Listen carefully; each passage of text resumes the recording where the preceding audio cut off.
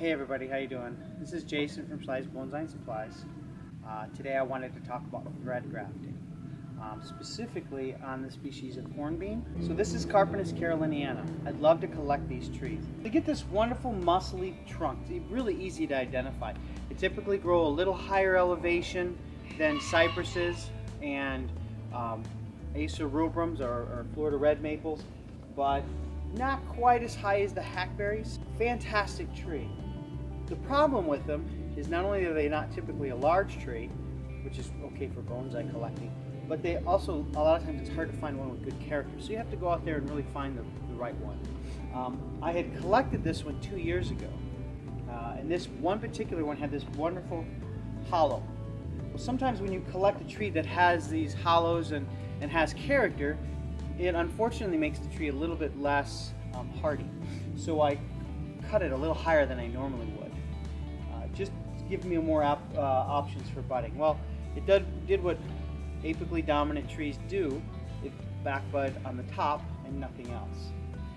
So this is a perfect candidate for thread grafting, because we can actually put the buds exactly where we want them. We could also cut this flush and let it sprout, but I would rather have the buds exactly where I want them. And thread grafting is a great way to put the buds exactly where you want them. What we're going to do is take a drill.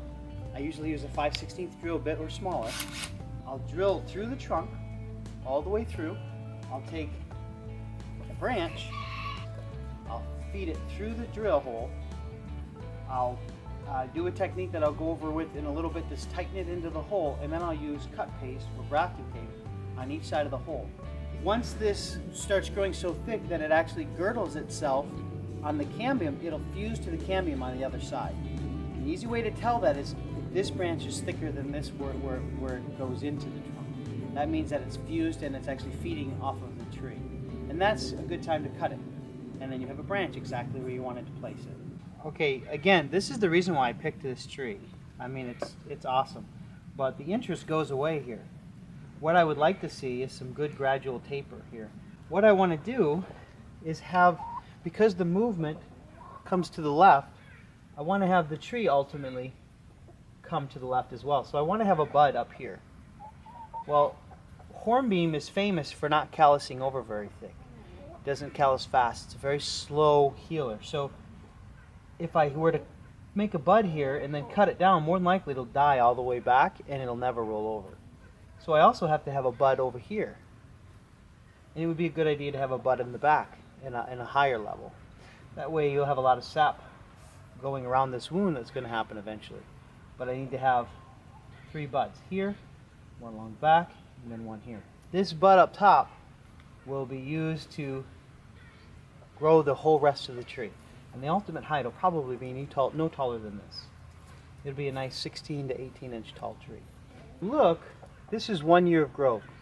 So it will recover quickly. It will thicken up quickly as long as it's left to grow unrestricted. So first what I'm going to do is I'm just going to do some preliminary marks where I'm going to want to drill.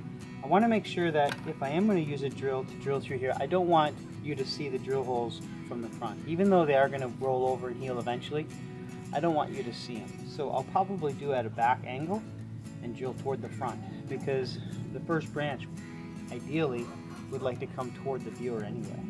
So I'm just going to take a look at this and see where I want the exit, not the entry points, but the exit points to be. The good thing about thread grafts is as long as the cambium's alive all the way around and the sap is flowing and the actual tree is growing good and the scion is growing good, it's almost 100%. If it doesn't take, you just wait. As long as this is continually growing, the one you've thread through, eventually it'll fuse unless the cambium dies all the way around.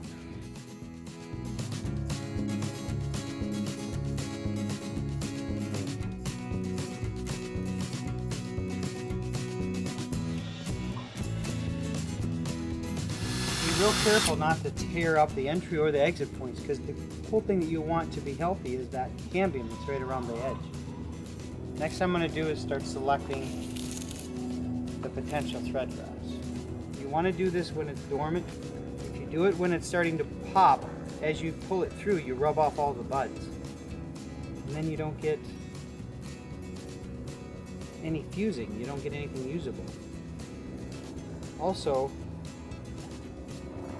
once I feed this through, I make sure that a bud is as close to possible as the fuse to the fuse on the other side.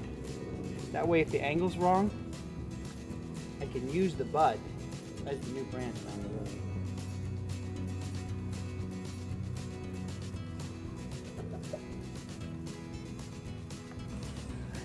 What I don't want is tension here at the fuse. I want tension up top where I'm bending the branches to bring them down.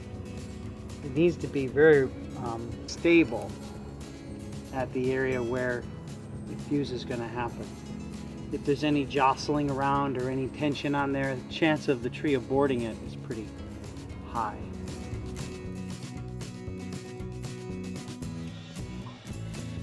Once I have them fed in the holes, take a toothpick or a piece of wood and I'll push the scion